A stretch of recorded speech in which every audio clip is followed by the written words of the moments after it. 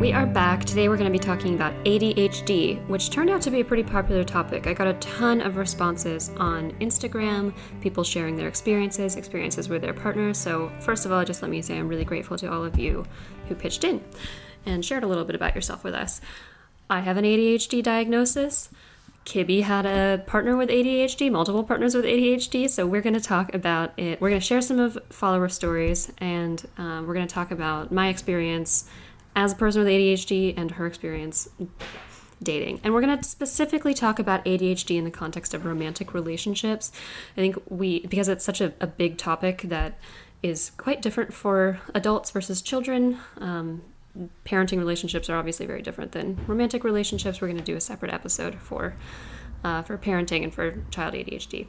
So we'll go into a little bit about what ADHD actually is. So ADHD stands for Adult Attention Deficit / Hyperactivity Disorder. So there are two subtypes of ADHD. One is the inattentive subtype. So this is more people who have attention problems, can't focus as well, or disorganized.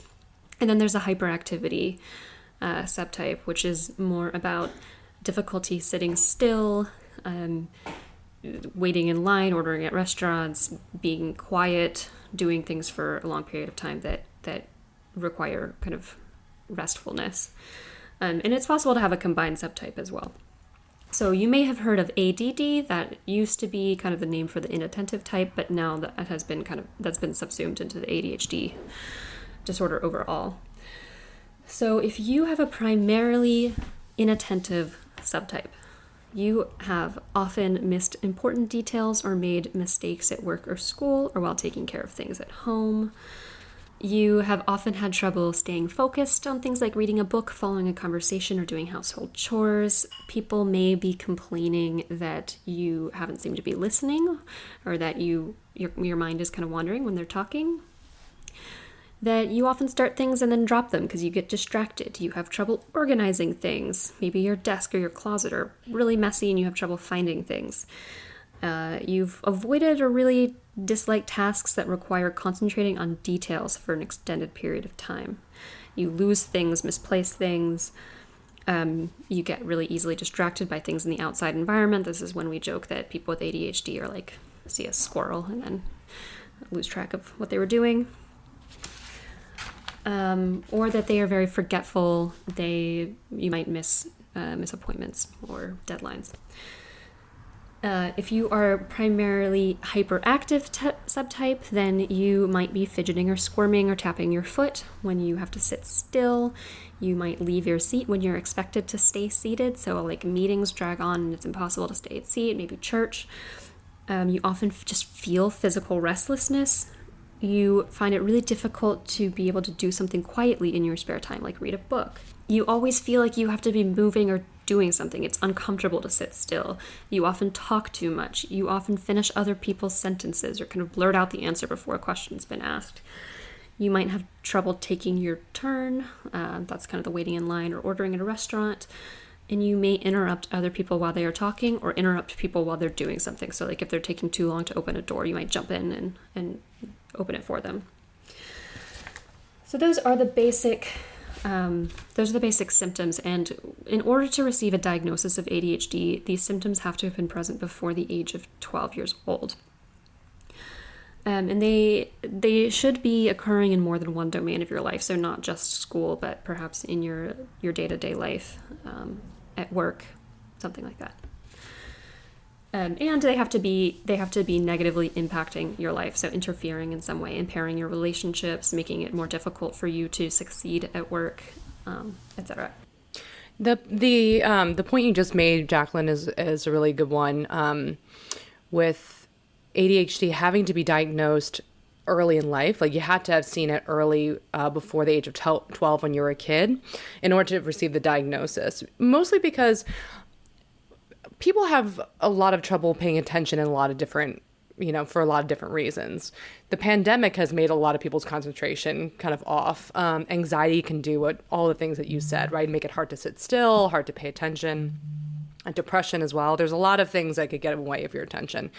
But ADHD is diagnosed when it's there throughout your life for a long period of time and different domains, and also there when you're relaxed and stressed. So it's really almost kind of like a trait. It's kind of there with a person through most of their life. So, yeah. Yeah, ADHD has always been interesting to me because I think this comment is going to reflect some of the self-esteem issues I've had having it. But I could never figure out what was ADHD or what was just being a lazy, unfocused, disorganized person. You know, like having those traits generally. And I think the age diagnosis of 12 years old kind of played into that because now looking back, I can see those symptoms. And I did get diagnosed around the age of 14 or 15. So, you know, the doctor would have been looking for long-standing symptoms at that time. But I think especially with like inattentive subtype, it can be harder to diagnose sometimes or notice in kids, especially for girls.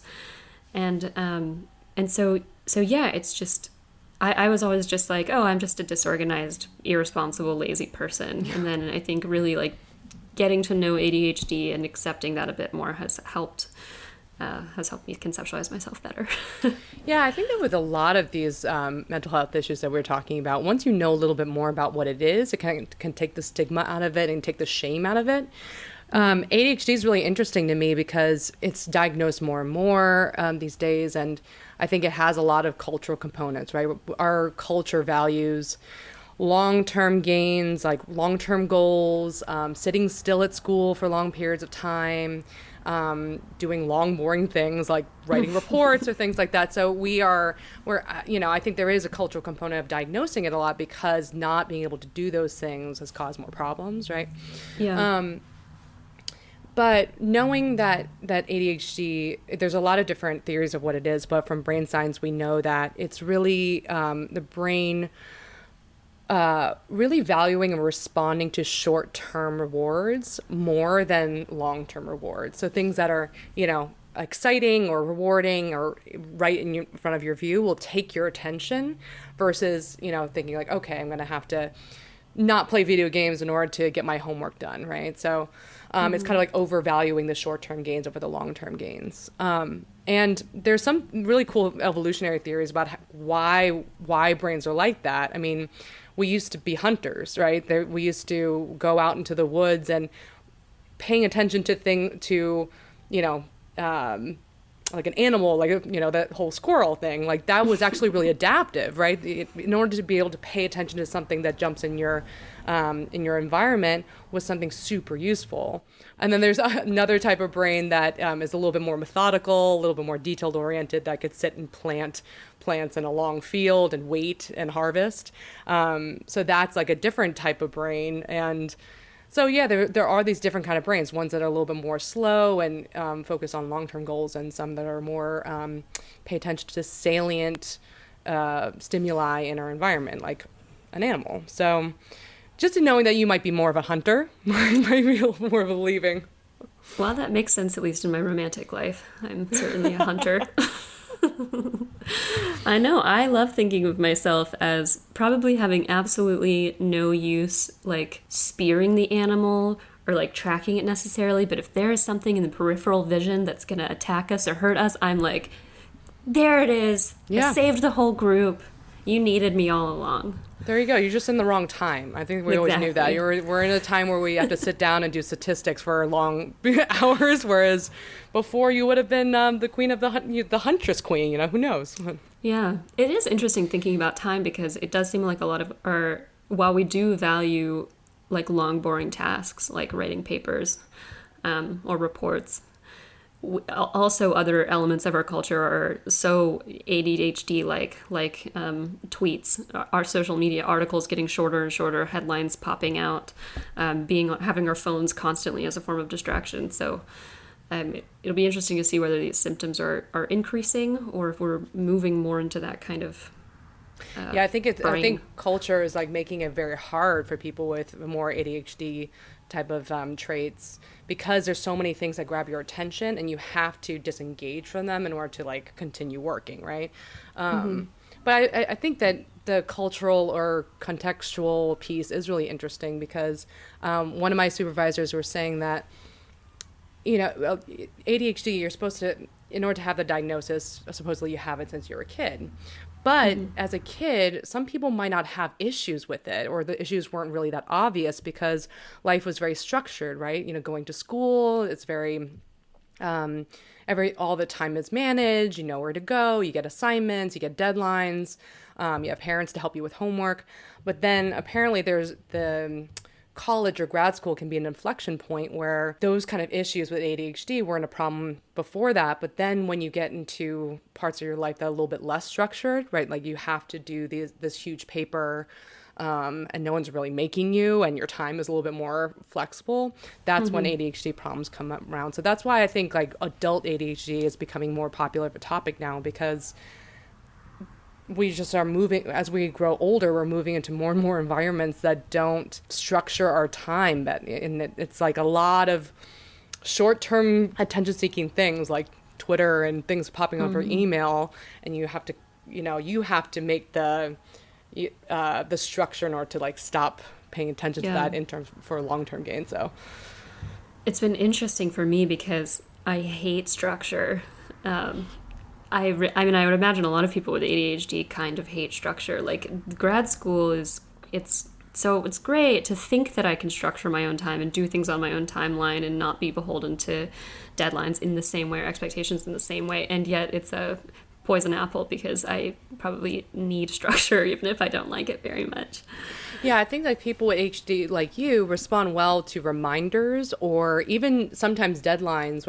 The one psychiatrist told me that people with ADHD might actually function well under pressure. They might respond well to like really anxiety-provoking deadlines, and that anxiety kicks up the arousal, the attentional resources, and get things done. So I 100% do. Yeah.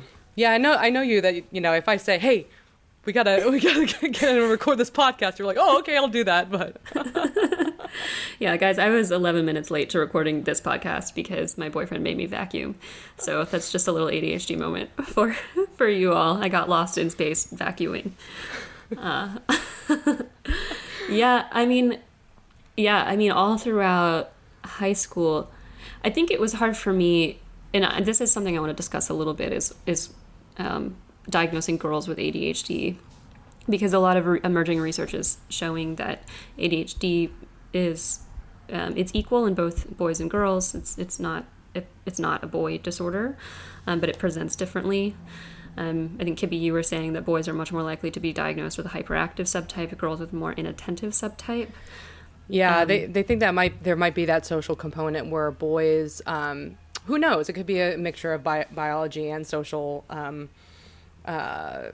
norms, but boys who are not paying attention maybe are maybe more allowed to like get up off their chair and run around or play sports and stuff. But girls, since there's more expectations for girls to kind of sit still and be quiet and pay attention, they might have the same inattention, but they're just sitting there daydreaming. So they might be sitting there quietly, but they might be staring out the window and having little daydreams instead of paying attention to the school, That was me, yeah. I kind of want to talk about the advantages of ADHD too in a bit, or at least my experience. But yeah, I mean, and girls are, I think that sort of social expectation piece is really important because girls are expected to be quiet or sit still, and also raised to be people pleasers a bit more than boys. And so they might not have the same behavioral issues as frequently, or may try harder to overcompensate for the inattentiveness.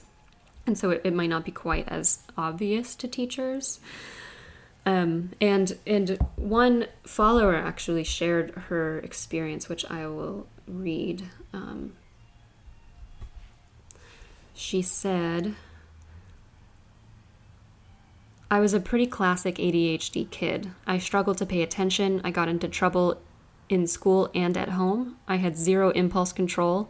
I was super talkative and was hypersensitive to emotions, which was a bad combination because I would get really angry and immediately react with my first impulse.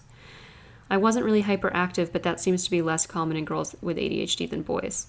I can think of so many specific incidents in my childhood where I am so baffled that none of my teachers or adults in my life thought, maybe she has ADHD. Rather, when my parents took me to a psychiatrist when I was 8, they fixated on my hypersensitivity and diagnosed me with early onset bipolar. It was awful because I wanted to be a good kid, and I didn't understand why I was so bad at following rules or got in trouble for doing things impulsively. I wasn't diagnosed until halfway through my senior year of high school because I took a friend's Adderall at a party and had a very different experience than everyone else who took it. I felt like a functioning human being, so I went to the doctor and told them I thought I had ADHD, and they were like, yeah. I know so many other women who have very similar stories of struggling for a long time and not knowing why, and then eventually figure it out and self-diagnose. But all the guys I know had a totally different experience because teachers are conditioned to notice the signs of ADHD in males, but not in females. So all the dudes I know got diagnosed early and got help in school from the beginning, and it's infuriating that I and many of my female ADHD friends struggled for so long without knowing why when we could have had help all along too. Yeah, that shows a really interesting problem of gender bias in diagnosing mental health issues in general, especially ADHD, where it might be attributed to something else, right? It might be attributed to other impulse problems like motion dysregulation, things like that. But it's really looking at the whole picture and seeing like, okay, what does this kid do at school? Like, how, is the homework always disorganized? Are there a lot of careless mistakes, but the kid might be very smart? So, it's a shame that, without a full assessment of a person, it's really hard to just jump to a diagnosis because it might not take in everything. Yeah, she pointed to something important also, which you were touching on, is that, they might be misdiagnosed with a mood disorder. And the impulsivity plays into that. I wonder if self-esteem has a major impact as well, because if you do have ADHD, it's undiagnosed, you are likely getting yelled at, criticized, bad grades. You might feel as though you're intelligent and your intelligence comes out in certain ways, and yet your grades aren't reflecting that, your work isn't reflecting that. I know I have horrible self-esteem issues because of this. And I also had mood disorders, growing up. So I would imagine that self-esteem plays into this, and that, and the good news is that boys do get diagnosed earlier, and so maybe they're saved some of this. Another confusing part about diagnosing ADHD is tendency to kind of dismiss the concept of hyperfocus. So along with ADHD, it's kind of like, the way I think about it is like they have a flashlight, right? You have a flashlight on the thing that is in front of you that you're paying attention to. Your attention is super intense and usually in the thing in front of you. And the hard part is kind of moving it, right? To be like, okay, I'm paying attention to this, but I really need to go back to my homework. Okay, I'm going to switch over, right? So it's like really control over that flashlight is the problem. And what can appear with ADHD is hyperfocus. So if people are really, really focused for long periods of time on things that they enjoy, like playing video games for a lot of boys, or if they actually are interested in school, they might really attend to the subject matter. They just might not be able to shift in and out, but that could really mask ADHD. Because like, oh no, they could pay attention to something for long periods of time. I saw them playing video games for hours and hours. Well, that could be a symptom of ADHD. It's just really that they aren't able to really shift their focus onto something that has like a longer term goal versus like a short term gain like that. So it's tricky. It is, yeah, it is tricky, and probably makes it just as confusing for the person with ADHD, because it's like, how do I conceptualize the fact that I can hyperfocus sometimes and then other times can't seem to focus at all? So tell us about your experience having partners with ADHD. Yeah, I'm sure that ADHD is really challenging for the person who has it, as well as a loved one, right? Especially a romantic partner, because especially when you're an adult, when you have romantic partners, it's kind of like, it's like business partners of a shared life. That's what I think about it, where you split up, you have like a shared life together, shared responsibilities. You have to clean the house, you have to maintain the house, maybe take care of children, pay bills, right? There's a lot of things and tasks without like clear deadlines, but there's a lot to manage when you are in a partnership. And I have some ADHD traits myself, so I get it. But I've dated people who have, very severe ADHD, more the hyper type. I usually like them because they're so creative and exciting and fun, and I like the associative thinking. Right, they're very good at being creative. So I tend to have partners with ADHD. But it's also challenging for the things I just said, where we're dividing up tasks. Like I'm in charge of this and you're in charge of cleaning or something like that. And it can get problematic where that other person with the loved one with ADHD, it has a hard time staying on task, has a hard time completing the tasks. A very hallmark characteristic of someone with ADHD is that they can start things easily, but they can't finish them. So I've had, many tasks around the house that were like partially done, but then I've had to clean up the rest or like finish it for them, right? Like the laundry will be done, but then I have to like bring it out of the laundry and fold it and put it away. Sorry. Well, we're going to get to your experience being I'm a big offender with that. Right. And, a lot of the time people, if they communicate well, this all can be worked out between partners. But it could, without a good system in place, having a romantic partner with ADHD can be so challenging because you get into this really awful cycle of the person without ADHD is the manager, right? The one who's like keeping track of things, keeping on top of things, sending reminders, giving reminders. And the other person with ADHD is just kind of responding to it, but doesn't really follow up. And so it's a lot of emotional labor for the person without ADHD. It's like, oh, I'm doing my task, but I also have to check if that person finished the laundry, right? And so I could get even worse with kids. I've heard a lot of my friends with partners with ADHD, it's like they have to manage like, did that person get the diaper bag in order? Oh my God, they left it somewhere, so they constantly have to monitor. Paul, turn off this episode now if you're listening. There are solutions. We'll get there. There is hope. So, Paul, you could keep listening. So yeah, that dynamic could be really hard where one person's the manager and the other person is kind of like the one who has to be micromanaged, right? And that could really compound self-esteem issues, and both sides can feel unappreciated, but one will always feel like I have to be the one who's nagging the other person, and the other one's like, they always have to micromanage me and don't, appreciate the things that I am doing. So that's a really common dynamic with one person with ADHD and one without in a romantic relationship. And it really can get at the self-esteem issues is like if one party, the person without ADHD thinks that their way of doing things is better than the other. And this is the case for all partnerships, right? I think especially with people who have the ability to be good like managers, right, of their life, they, very detailed oriented and structured intrinsically, they're just reinforced by our culture, right? Like the fact that, you could manage your time and be organized and structured. Your employees are going to like that. Partners are going to like that. People are going to like that. It's a well reinforced and well celebrated trait. So of course the other side is going to feel like, maybe dismissed or devalued. And I mean, hey, like in terms of having a partner with ADHD, I mean, I do think that having mutual respect for how each person does things. Like I might be able to remember when I have to stay on a task, but my partner might actually need something else, something a little bit more to keep that structure in their mind. So as long as there's mutual respect and it's not like, well, I'm doing the right way and you are a child, then that's for any kind of problem in a partnership, not just ADHD issues.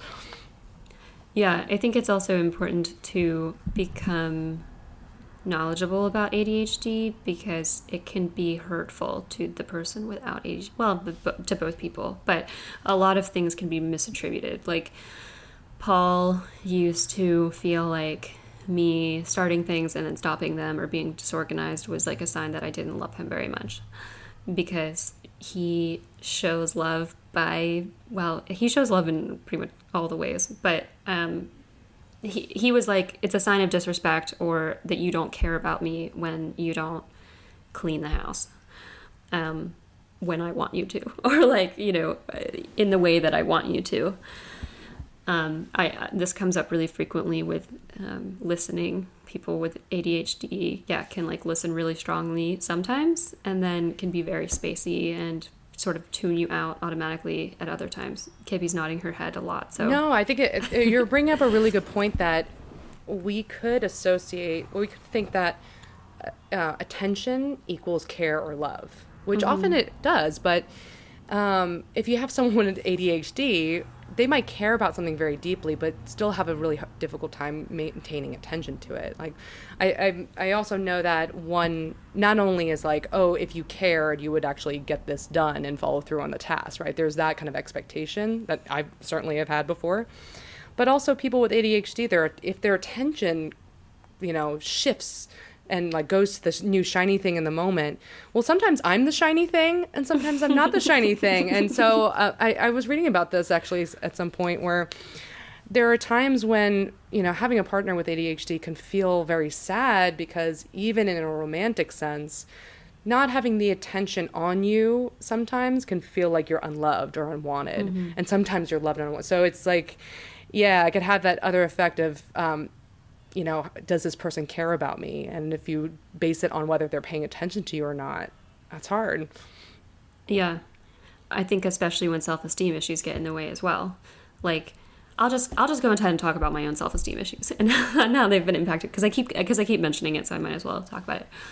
So I'm a really bad operator. I'm really bad at operations in a lot of ways. I mean, part of the reason I went into psychology or into the therapy aspect of psychology, 90% of it was passion. But 10%, there was part of me that felt like this was the only thing I could do because I just sit in a chair and I talk to the other person.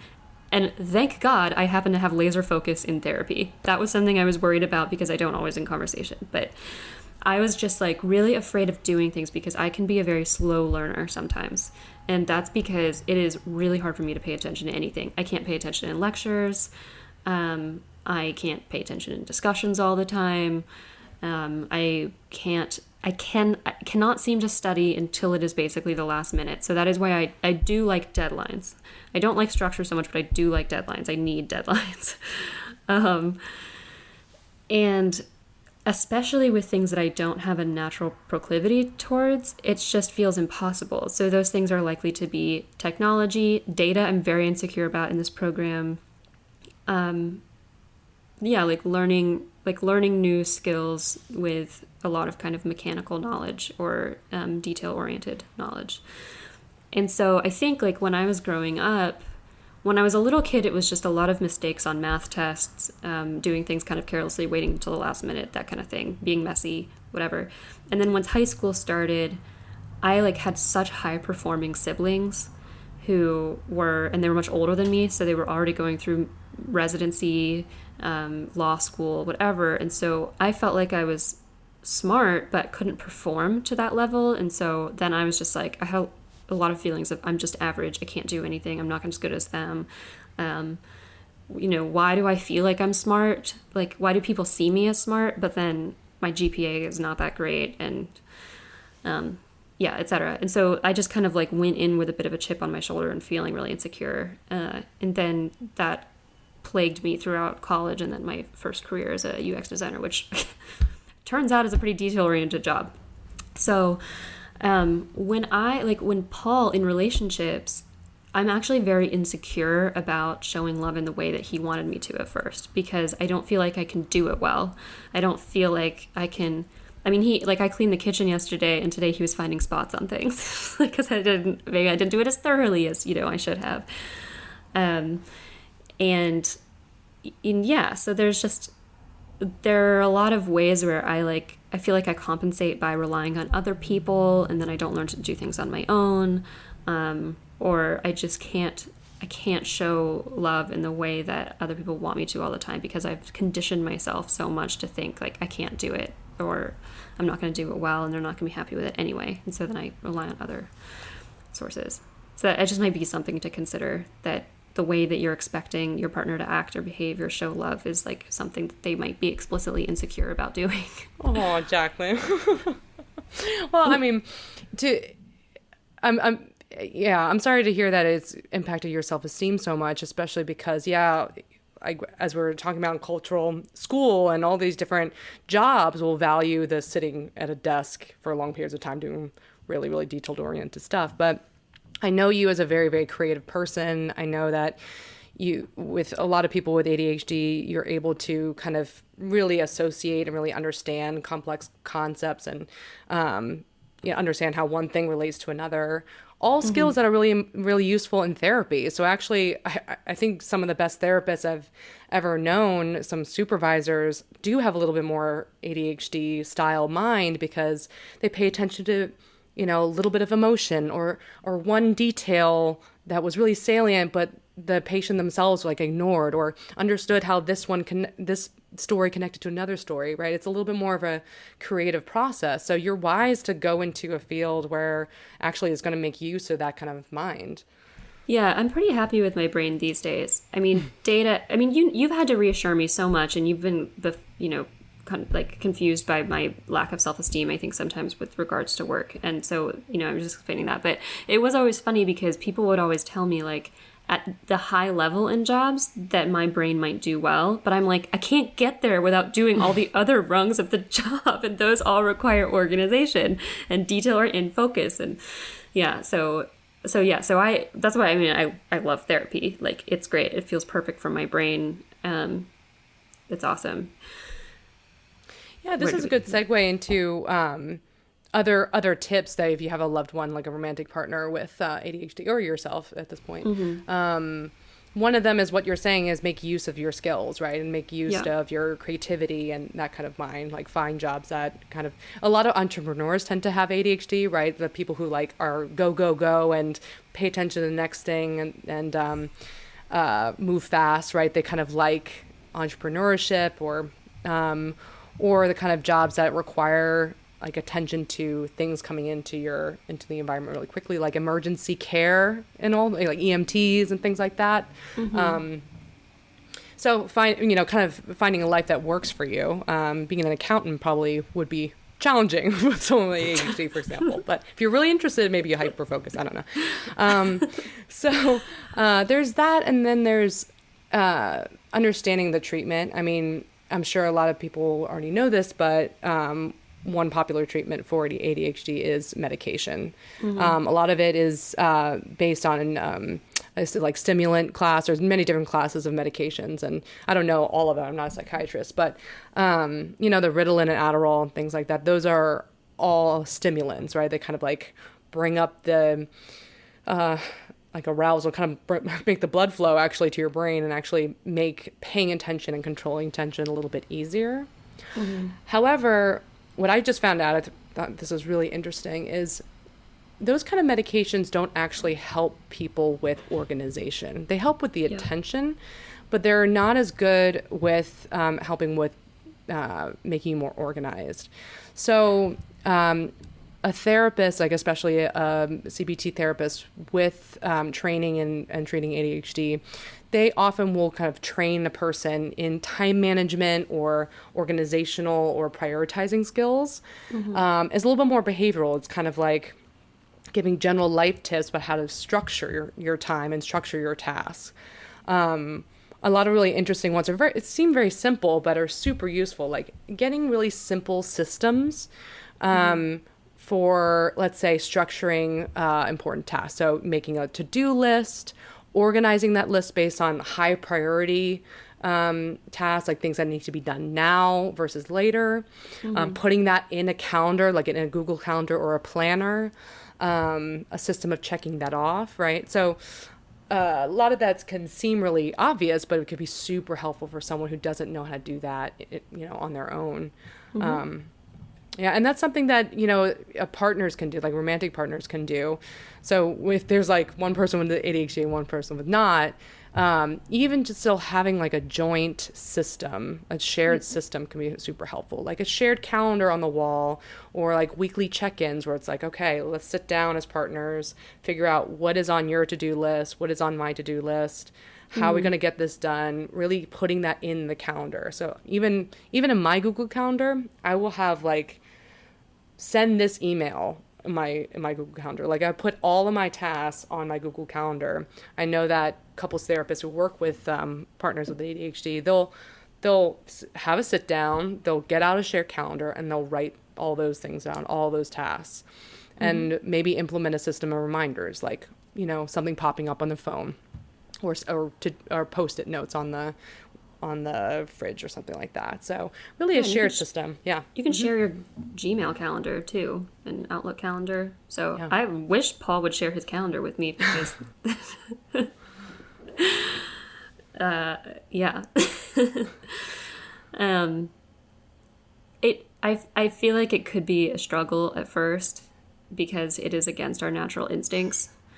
So that's just a note about like, a lot of times I think when you hear advice on podcasts, it can feel like, okay, I'm going to go do that and everything's going to be great. But like, I would expect some struggle with this because it is literally learning a new way of thinking and behaving that has been specifically a struggle for that person.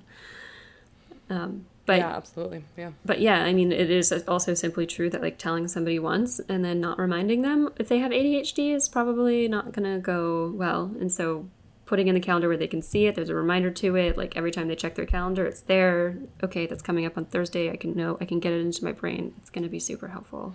Yeah, getting a routine would be really useful, especially because if someone with the ADHD like really pays attention to the thing that jumps out, like an email that jumps out, just having a routine of like, okay, this hour is for these kind of chores and these kind of tasks, and then I check my email. Like really having some kind of imposed, like not imposed, but like a set structure to what you're paying attention to and when can be really relieving. Because actually for people with ADHD, I don't know if you experience this, but it could be really exhausting having to juggle these things in their mind. And it actually can, and they could often feel very tired and fatigued at the end of the day. But when you implement a lot of these systems, it could feel a little bit more relaxing because you don't have to be the one in charge of shifting your attention from the emails to the other tasks. Like it's just in your calendar and you just follow the calendar. So I don't know, maybe that could help you guys. I think so. I mean, my problem is I hate making the to-do list and getting organized and everything. And so if the to-do list is spread out over a calendar and blocked off and like I know exactly what to do, that can be good.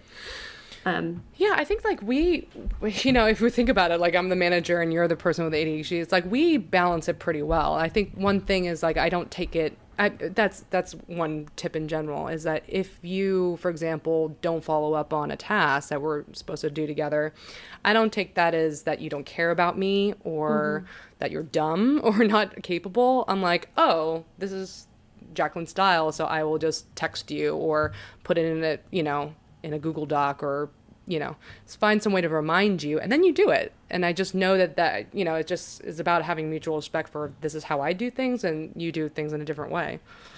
Yeah, I think Paul really had to look at me and say, these are not her strengths, but she has other strengths and she might not have these strengths if she didn't have these weaknesses. So also just having a holistic appreciation of your partner and saying, because I can tell you all that time I spent daydreaming in school growing up turned into short stories and creative thinking and metaphor that I use in therapy. You know what I mean? Like it fostered a creative mind and I know it did for you as well. Yeah, appreciating the hunters, artists, entrepreneurs, EMTs, right? Like appreciating that this is the way their mind works. It is really hard when I'm sure you are in a pandemic, you know, you have to get the baby ready for, you know, the walk and there's a lot of tasks to do that people all have to be in charge of, right? It's very challenging, of course, but just having that mutual respect can go a long way. Yeah. What are other advantages of ADHD? So is it associated with creativity? Do you know? I don't know about the research, but I think that, you know, anecdotally, I think people with ADHD tend to enjoy more, you know, creative or just activities that have different, like, things jumping out at you and more associative more associative thinking. So that's creativity in a nutshell.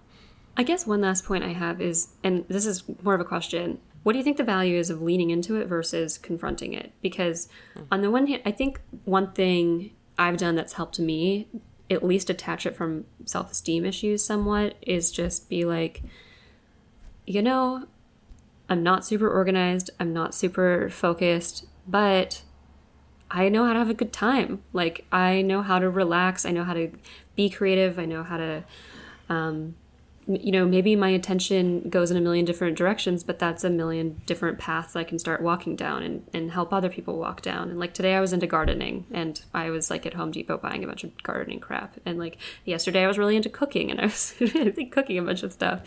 And so I feel like it's kind of I'm like in a garden with a whole bunch of blossoms, and not all of them come to full fruition, but at least there's potential there. And so I've just kind of leaned into my type B a little bit, and I don't know. I think that can be a nice balance. On the other hand, I don't want to be like, well, it's totally okay that I have this, and so I'm just gonna I'm not gonna try to tackle it and fix it. Yeah, I think with any personality trait, it's really about, part of it is just accepting, right? Accepting that this is what your tendency is compared to other people. But also, it's the same as any other mental health issue. It's if it gets in the way of the way you want to live your life, right? It gets in the way of your values. If you have more ADHD mind and you have to do a job that requires more structure, more detail-oriented work, then looking into treatment and changing and kind of working with your traits in order to kind of meet those standards makes sense. Or if you are with a partner, and of course that person has to change a little bit by accepting what you're like, but also if, doing one task reliably and following through on it, it's going to mean a lot to them. And that's going to really benefit your relationship. Then it's all about how much you want to change versus accepting yourself. And that's really flexible, and it really depends on you. Okay. One last tip I would have. If you are going to do the structured approach, you got to get out of the back and forth shaming. And so one thing that has really helped with Paul is we just kind of laugh at my brain together and like laugh at his brain too, because he's like the hyper conscientious and organized and whatever.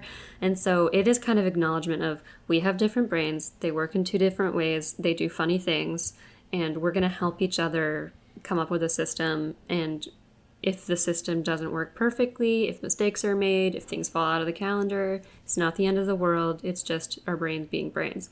And so really trying to ratchet down the blame game and the I'm better and I'm your parent, and just looking at it and having a little bit of humor.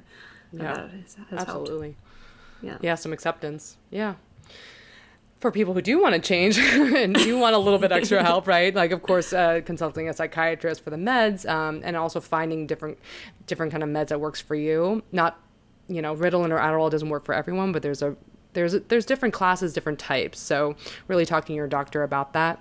But a book that I really like, I'm always recommending this Treatments That Work series because they really are fantastic. But the one I'm looking at is Mastering Your Adult ADHD, a Cognitive Behavioral Treatment Program Client Workbook, written by Stephen Safran. I'll put it up on the website. But actually, I got that book because it has really good life skills. It has really good, like, how to manage your time, how to prioritize tasks, how to...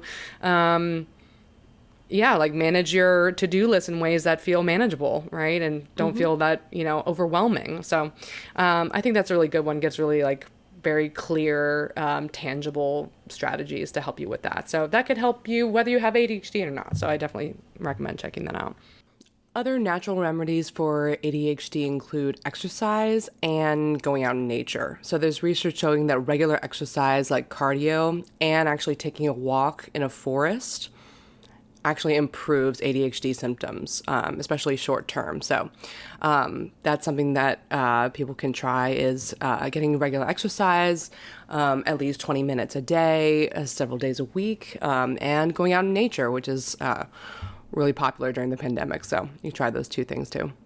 Fantastic. Well, as mentioned, we will do a separate episode on child ADHD and parenting challenges. So tune in for that. Not sure when it'll be yet, but I think we're gonna bring in an expert.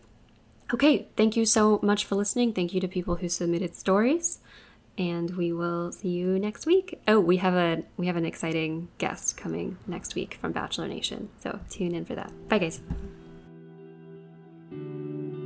By accessing this podcast, I acknowledge that the hosts of this podcast make no warranty, guarantee, or representation as to the accuracy or sufficiency of the information featured in this podcast. The information, opinions, and recommendations presented in this podcast are for general information only, and any reliance on the information provided in this podcast is done at your own risk.